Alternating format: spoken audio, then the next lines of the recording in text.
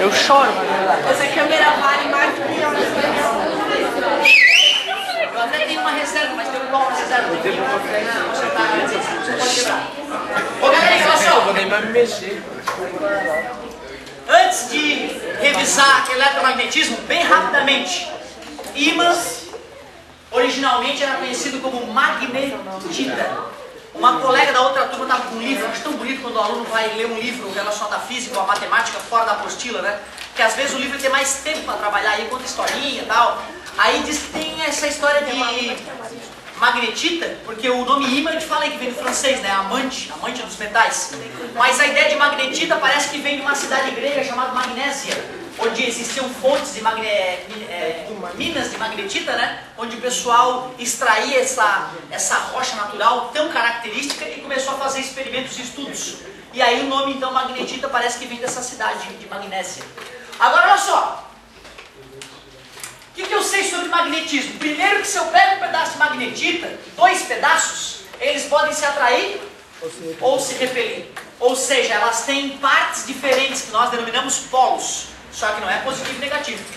Quando eu pego uma magnetita e penduro ela pelo seu centro de gravidade e deixo ela girar livremente sobre o eixo, ela se alinha com o campo magnético da Terra. Por isso que eu digo que o polo que aponta para o norte é chamado de polo e o outro é sul. E o bacana é que os opostos, a mesma ideia da eletricidade. Outra coisa curiosa, corta o ímã. Continua com 2 ímãs e é impossível separar os polos magnéticos, inseparabilidade dos polos magnéticos. Esquenta o ímã. Uma hora, tem um momento específico, que é chamado ponto Curie, em que ele perde a característica ferromagnética. Mas não é que ele perde completamente o efeito magnético. Ele passa de ferro magnético ou para magnético ou para diamagnético. É isso aí, tanto faz.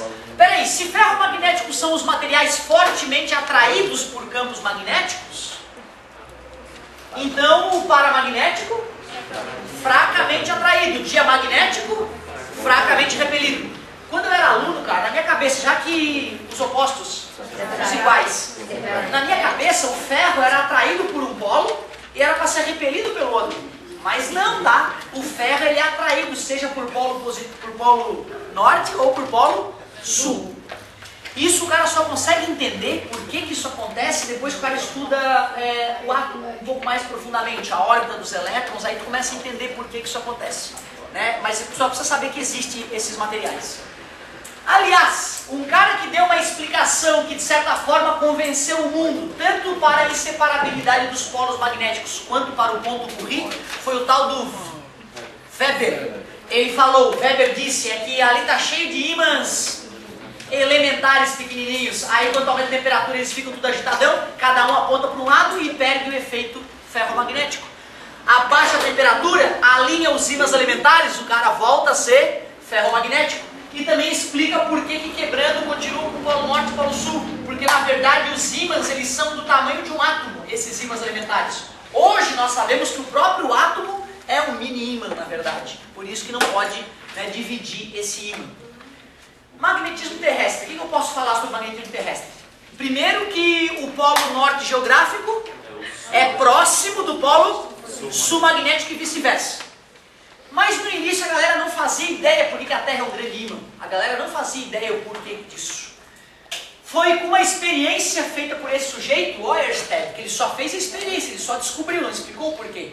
Ele descobriu que corrente elétrica gera... Como é que foi a experiência, tu lembra? Bússola e circuito elétrico. Liga o circuito, a bússola se perde. Desliga o circuito, a bússola volta a apontar para o norte. O circuito está gerando alguma coisa aqui na região que está avacalhando uma bússola. A galera já sabia que a bússola tinha um comportamento magnético. A galera começou a perceber, meu Deus, existe uma relação entre eletricidade e magnetismo. Começou a surgir o eletromagnetismo. Cara, isso aqui virou um mundo científico de cabeça para baixo, essa experiência de Ørsted. Eu até gosto que tu lembra que corrente elétrica... Eu não escutei. Corrente elétrica? Muito obrigado. Responde, mesmo que seja no interior do teu ser. Pelo menos isso, tá? Mas eu queria uma ideia mais legal ainda e mais profunda. O que é corrente? corrente elétrica? O que faz essa corrente elétrica? Cargas elétricas se movimentando. Então, para ser mais preciso, vamos dizer o seguinte: cargas elétricas em movimento geram campo magnético. Que loucura! A carga elétrica está parada, só existe campo elétrico. Tudo bem? Ela começa a se movimentar em relação a alguém, e em relação a essa pessoa que ela está se deslocando, brota um campo. Para quem for estudar física mais profundamente, vai ver que tem outras explicações talvez mais inteligentes para esse fenômeno, mas o mundo atual aceita assim. Carga elétrica do meu lado, do lado dela também, do lado de vocês todos. Aqui então, para todos existe um campo elétrico. Comecei a deslocar essa partícula elétrica perto de vocês. Para vocês também brotou agora aqui na região o campo magnético, mas para mim não. Para mim eu só enxergo o campo elétrico, porque eu estou deslocando em volta, junto com ela. Essa partícula não está se deslocando em relação a mim. Bizarro, né, cara? Que estranho, né? Ou seja, mostra que campo magnético parece uma coisa meio fictícia que a galera criou para explicar o que estava acontecendo. Talvez exista uma outra explicação, né, que conecte gravidade, magnetismo e eletricidade. Legal, né? Então, tipo, se tivesse uma bússola contigo, não ia afetar a bússola. E vocês iam. Exatamente. É exatamente isso que eu estou dizendo. Claro. Carga elétrica. Pego outra carga elétrica. Quer dizer, então tem campo elétrico. Vocês pegam uma partícula de teste agora, testam, também descobrem a mesma coisa. Tudo bem? Eu estou com a minha carga elétrica aqui. Mesmo que eu me desloque, eu sinto. A carga elétrica ainda está interagindo. Quer dizer que continua tendo campo elétrico. Se vocês têm cargas elétricas aí negativas, e eu aproximo uma positiva de vocês, quando eu aproximar, quando eu passar perto, vai ser atraída. Concorde comigo? Porque continua existindo o campo, só que agora eu tenho uma bússola e vocês têm bússolas também. Eu estou com a minha bússola aqui do lado. Nada. Voltando para o norte. Norte.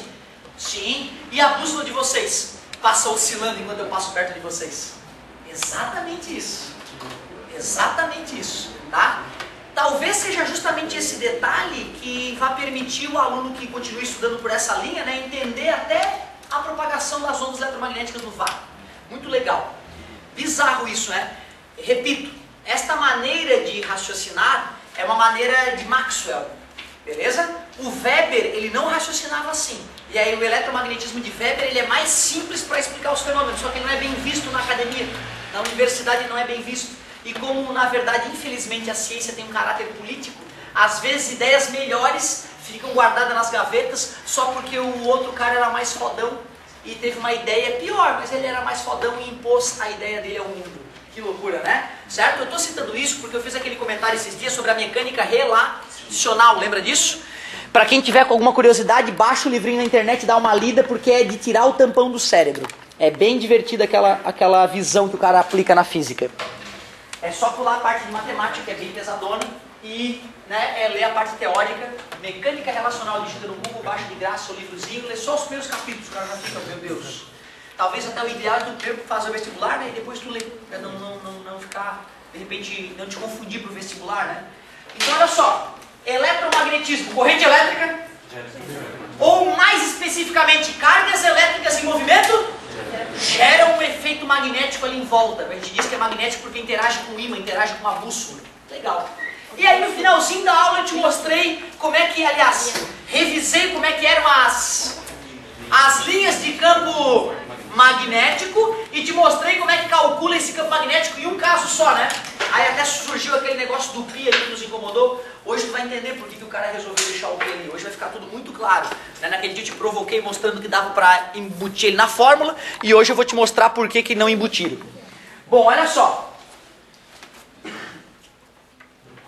Fio. Bússola. Acontece alguma coisa? Não. Não aconteceu nada, não está acontecendo nada com o fio, né? Por que aqui aconteceu alguma coisa? Agora, fio, corrente elétrica passando, bússola. Alguma interação? Sim, porque o campo magnético só existe quando existe corrente elétrica. Esqueçam o ímã, hein? Não tem ímã aqui perto, não. Isso aqui não é feito de magnetita, esse fio é feito de cobre. E esse cobre não está magnetizado. Quando a corrente elétrica atravessa ali, o que surge ali em volta? campo magnético. Como é que são as linhas de campo nessa situação? Quero ver se tu faz com a mãozinha. Como é que é as linhas de campo? Espirais assim? Não são espirais assim? Não, não são espirais. São circunferências e girando em que sentido ali em volta? Pega no fio com a mão direita, pega com vontade. E o dedão? Na corrente. Olha lá, o fio é o meu braço, estou pegando o fio com a mão direita, respeitando a regra da mão direita, dedão na corrente. Olha só os dedos indicadores, os outros dedos, que não é o dedão. Eles estão saindo do quadro apontando para vocês, aqui na parte de cima, e estão penetrando no quadro na parte de baixo, tudo bem? É quase, mas tem que pegar de repente um lavezinho, pode pegar, certo? Então, ó, como é que eu vou representar? Se eu fosse representar na parte superior, eu representaria coisa apontando para ti, né? Bolinha com um pontinho. Se eu fosse representar na parte inferior, seria entrando bolinha com um xizinho, usando aquela notação internacional. Se eu quiser fazer linhas de campo um pouco mais em cima, eu faria bolinhas menores para mostrar que o campo está ficando mais fraco, menos intenso. Parabéns! Por que eu estou usando essa representação? Porque se eu fosse representar em 3 dimensões, seria mais delicado. Aliás, deixa eu fazer assim, ó, cortei o fio aqui, para olhar de lado ele, certo? Campo mais intenso aqui nas proximidades, campo mais fraco quanto mais longe. Se eu fosse fazer mais longe ainda, uma bolinha ainda menor. E aqui, uma bolinha com um xizinho ainda menor. Quanto mais distante do fio, mais fraco é o campo.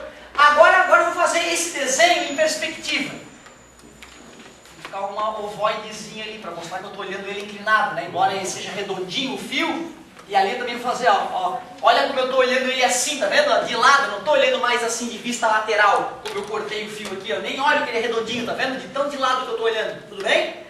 Aí fica muito mais delicado desenhar, cara. O cara tem que ter uma boa noção de geometria para poder conseguir fazer os desenhos, ó. Para mostrar que essas linhas são circulares, e circulares saindo do quadro, dando a volta aqui, ó, bem redondinhas, certo?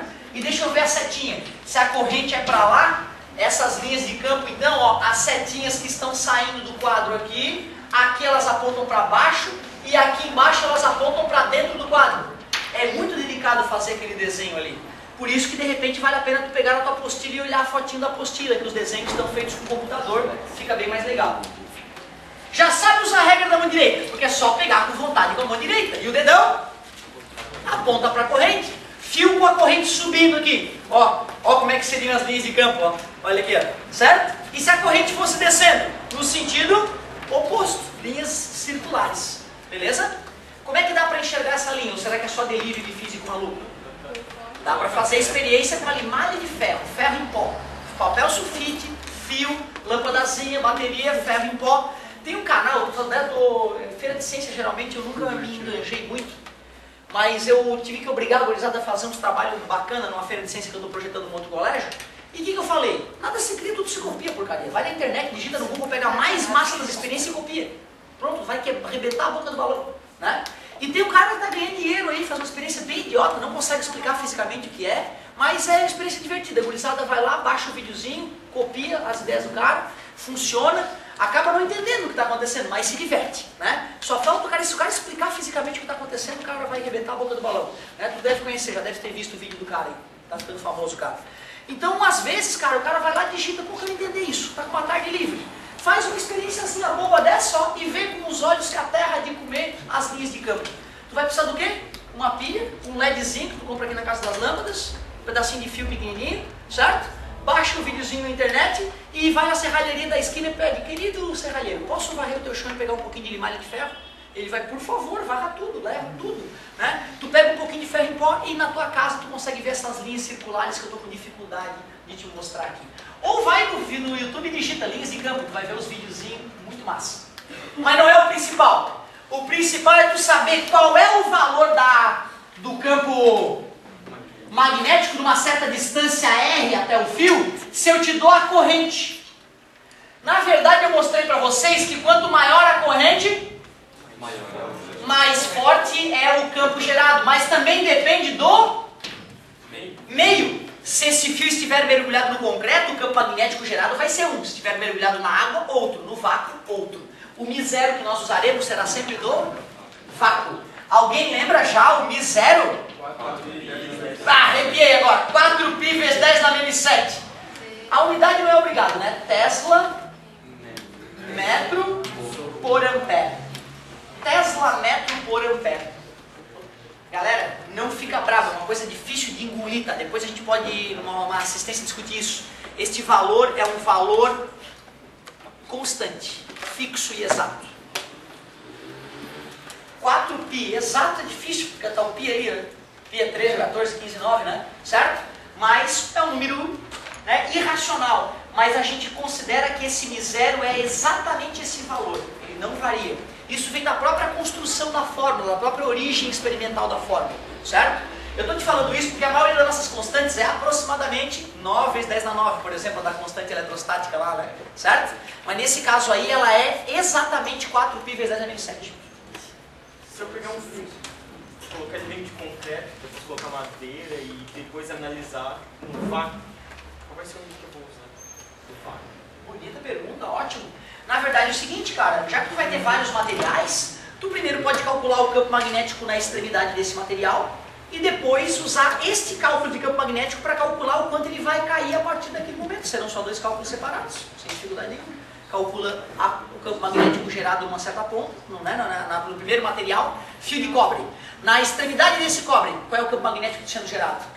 A partir desse campo magnético, tu consegue calcular o campo magnético depois do anel de madeira, e depois do anel de cocô de vaca, e depois do vácuo, sem problema nenhum, certo? Só que isso é lá na faculdade, não é aqui no ensino médio não. Né? E se for bom também, né? Porque senão o cara acaba tirando 7, 8 lá no cálculo e desiste de estudar matemática, porque trava o engenheiro físico matemático é a matemática. A matemática pesa, galera, aí acho que eu vou ser um físico normal mesmo. Aprende só o básico, acabou a faculdade, esquece o cálculo e aí vira uma pessoa normal. Os grandes gênios que mudaram o mundo foram os caras que foram um pouco mais a fundo no cálculo, certo? Então fica pesado. Né? Na prova que eu fiz agora no semestre passado, tinha umas questões mais delicadas como essa, de fios com capas diferentes, né, para medir o campo magnético na parte externa. É um pouco mais trabalho, a gente usa a lei de Biot-Savart, que é assim, ó, B igual a μ0 vezes IDS escalar R sobre R ao cubo. É uma coisa, essa matemática que tem que aprender o que era um produto escalar, né, um produto vetorial. Então fica um pouquinho aí, o cara faz uma integral para poder achar essas fórmulas que eu estou mostrando para vocês. As fórmulas que eu estou mostrando para vocês já são fórmulas prontas, certo? Então por isso que às vezes é difícil um pouco entender, porque eu não estou explicando a origem, porque vocês não têm matemática para entender a origem disso, né? Daí a dica que eu já dei para vocês dois em ler o livro de calcular, que vai abrir a cabeça de vocês. O Mi do vácuo é o maior, tem o menor, tem. Ótima pergunta. O Mi do vácuo é o maior deles.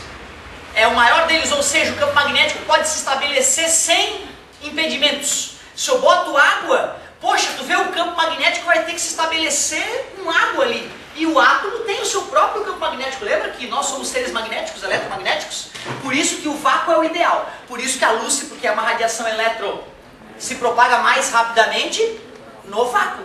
Beleza? Pode usar isso para entender essa ideia. Ou seja, quanto maior o I, mais campo eu gero. E depende do material. Se for o vácuo, o valor é exato. Este campo gerado, ele está diluído numa linha circular, não é isso? Se eu pego, por exemplo, esse ponto aqui para fazer o estudo, a uma certa distância R do fio, eu posso imaginar que nessa distância R tem uma linha de campo circular, no qual toda essa grandeza μ0i está diluída. Qual é o tamanho mesmo de uma circunferência? Se eu pegar isso que foi gerado e dividir pelo tamanho dessa circunferência, 2πr, então é como se eu estivesse distribuindo tudo aquilo que foi gerado naquela linha. Quem estiver numa linha mais externa vai estar aproveitando o mesmo campo gerado naquela região, só que por estar numa linha de maior 2πr, o campo gerado acaba ficando menor. Tudo bem? O amigo sabiamente na última aula levantou a hipótese: professor, se o π, ou até mais, se o 2π é um valor constante, e o μ0, quanto é que era o μ0? 4π vezes 10 na menos 7, Tesla metro por ampere. Por que os babaca não disseram então que o μ0 é 2π vezes 10 na menos 7 e não tem o 2π na parte de baixo, só o R? Eu acabei de falar que o μ0 é 4π. Na fórmula não tem 2π? Por que, aliás, não ia ter o π, né? Dá 2. 4π dividido por 2π dá 2, né? Pô, que babaca, professor. Pô, que sujeito babaca, aquela religião das linhas circulares lá. Que merda, hein? Mas é porque a gente só tinha ido até aquele ponto, né? A gente só foi até aquele ponto. Hoje tu vai gostar do 2π ali embaixo. Hoje tu vai adorar o 2π ali embaixo. Principalmente pra galera que às vezes tem dificuldade de lembrar de uma fórmula e de outra, ou de outra, e gosta de uma decorebinha para lembrar da fórmula. Então olha só que bonito. Dá até para entender onde é que nasceu a ideia do 2πr, né? Porque eu diluí aquele campo magnético em uma circunferência. Show! Mas espera aí, cara. Quando a galera começou a fazer essa brincadeira, ficou muito claro que o campo gerado era muito fraquinho. Eles queriam dar um jeito de gerar um campo mais intenso para poder testar com mais qualidade isso. Vocês percebem que se eu estou com um fio reto, ele só vai estar próximo do ponto desejado nessa região, né? Porque como o fio está reto, quanto mais o fio se alonga, mais distante as outras partes do fio estão do ponto desejado.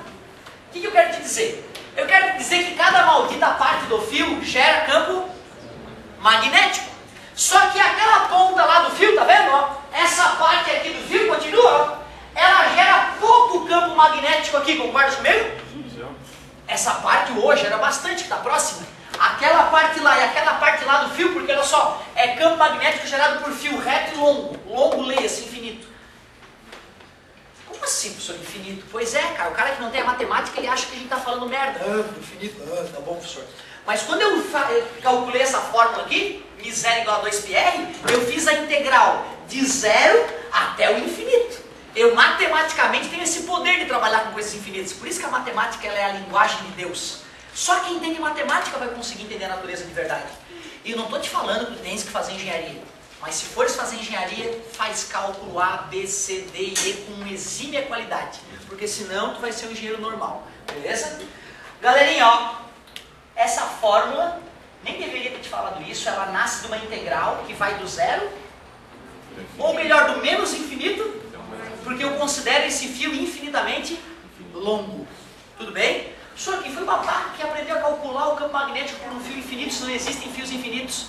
Mas, cara, se tu pega um fio desse da parede, que nem um é infinito, e vai calcular o campo magnético bem no meio dele, bem longe das extremidades onde ele fez a curva, a fórmula funciona muito bem, dá 0,5% de erro. Ou seja, é show. A fórmula só ia falhar na curva. Aí não dá. Aí tem que ir para a faculdade e aprender a fazer integral naquela curva ali e achar o campo magnético. Beleza? Mas olha que legal a ideia que eu vou te passar agora. O que eu faço com esse fio para ele ficar mais próximo daquele ponto? Entorta ele. Então tu pega o fio que estava reto e faz ele fazer uma curva. Assim todos os pontos do fio vão estar à mesma distância e o efeito do campo magnético vai ficar concentrado. É isso. E aí então nasceu a ideia de pegar um fio e formar uma espira, que é o nome que se dá quando o fio está enrolado circularmente em volta de um ponto. Aí aqui bem no centro da espira, no meinho da espira, o campo magnético vai ser mais intenso. Vai ser mais intenso. Bom, concordas que o campo magnético vai depender da corrente? Vamos pensar essa corrente aqui, ó. Tu concorda que também que quanto maior essa distância, menor o campo ali? Ou seja, se é uma volta imensa, o fio vai acabar ficando distante do centro. Se é uma volta pequenininha, todo o fio está próximo do ponto. Beleza? Mais uma vez, a distância vai interferir. E quanto maior a distância, menor é o campo. Só que agora, galera, o detalhe é que ó, esse π aqui não vai mais acontecer. Até porque ao fazer a curva, eu multipliquei por π o fator de aumento desse campo magnético. Claro que para eu poder te provar isso matematicamente, né, cara, eu teria que usar cálculo diferencial integral, eu teria que fazer a integral nessa curva aqui, né? Por isso que acaba cancelando aquele π. Tu viu? Ou essa ia ter π, ou a outra ia ter π. Se eu tirasse o π dessa aqui, com o μ, o outro μ seria 2, não é? Beleza? Aí eu teria que botar um π nessa fórmula para poder corrigir. Ou eu corrijo essa, tiro o π dessa, ou eu tiro o π da outra, né? Então foi por isso, depois os caras viram que não adianta eu mudar o Mi0, porque essa fórmula vai ficar mais bonita e todas as outras vão ficar horríveis. Então é melhor deixar essa fórmula feia e as outras mais amistosas, beleza? Então tu vê, foi motivo histórico e beleza. Caramba, às vezes a beleza final da fórmula importa, olha que interessante, não dá nem para acreditar, né? Como é que nós vamos decorar que para fio reto é Mi0 vezes I sobre 2πr e para fio enrolado em forma de uma espira, uma palavra nova, acredito para a maioria de vocês, então tem que começar a falar ela, espira, nada mais é que um fio dando uma volta só, porque se fossem várias voltas seria solenoide. Olha o nome que bonito, né? Nome de filha, de repente, né? Espira e a solenoide, a mais velha. Certo? Então, espira, uma volta só. Solenoide são várias espiras. Tudo bem? Solenoide é várias espiras. O senhor nunca usei uma solenoide na rádio. Tu usa todo dia solenoide. Todo santo dia tu usa solenoide. Por quê? Ao abrir o carro, controle remoto, o que faz força no pino é uma solenoide que atua no ímã e, né, salta. Quando tu liga qualquer motor elétrico na tua casa, máquina de lavar roupa, máquina de lavar louça, qualquer coisa que gira, ventilador, o aquecedorzinho do banheiro, agora tá frio, né? Tu tá usando solenoide. Legal, né, cara? Na verdade, a gente nem sabe que os equipamentos estão cheios de solenoides. Pessoal, tá certo, né? É uma espira, não tem pi? É óbvio. Concorda comigo? Fio reto tem pi. E se é uma espi, aí tu tira o pi. Não dá pra esquecer. Essa é a maneira idiota de lembrar. Espi não tem mais pi. Ex-namorada não tem mais namorada. Espi não tem mais pi. Arranca o pi da espi. Tudo bem? Tranquilo? É idiota e funciona brilhantemente. Alguém poderia me dar uma outra maneira mais inteligente, sem decoreba, uma maneira matemática de descobrir qual é qual? Por que eu fiz ele ser uma circunferência? Ah, então me explica matematicamente como é que eu seleciono cada fórmula. Não, mas é porque eu e tudo me entendendo. Aqui eu estou perguntando para a galera. Alguém quer tentar explicar como é que eu descubro a fórmula de maneira clara? Não, aqui a galera não estava ligando. Quase. Olha para a fórmula, pessoal. Se os dados forem iguais aqui e aqui, quem é que gera um resultado maior? A da direita ou a da esquerda? Da direita. Claro que é da direita, né, cara? Porque a da esquerda está dividida por π. O resultado da esquerda dá π vezes menor. Dá 3,14 vezes menor. 314% vezes menor. 314,159% vezes menor. Tudo bem? Ou seja, eu não acabei de falar que o objetivo de fazer era concentrar o campo magnético? Qual vai ser a fórmula da espira? Que dá o resultado maior ou menor? O que dá o resultado maior? Foi assim que eu decorei no ensino médio. Eu vi, poxa, a espira é para concentrar. Então a espira tem que dar o resultado maior. Quando eu ficava em dúvida, eu calculava com os dois. O resultado maior era da espira, o menor era do fio reto. Pronto. Beleza? Aí o Zeca, que é um colega meu que dava aula comigo aqui até pouco tempo, é que um aluno falou para ele, Zeca, expira, não tem mais pi e tal. Aí ele me comentou e eu adorei a brincadeira, certo? Mas é outro nível, né? Um nível mais baixo de aproveitamento, né? Pô, tô desesperado, expira, então não tem pi. Né? Ou o cara olha matematicamente e vê, poxa, a espira é concentrada, então a fórmula dela dá um resultado maior. Simples assim. Agora olha só, faz com o dedinho. Para onde é que aponta o campo magnético no interior dessa espira? Será que aponta para cima, para baixo, para esquerda, para direita, para dentro do quadro, para fora do quadro, para diagonal, oblíqua? Vamos ver? Pega no fio, mas pega com vontade. Quando pegar no fio com a mão direita, o dedão é a corrente. Olha os outros dedos, eles estão entrando e aqui fora? O campo magnético aqui fora é saindo, mas como eu pedi ali dentro como é que representa um vetor perpendicularmente entrando no plano do quadro? Bolinha com xizinho. Fica à vontade, Ana.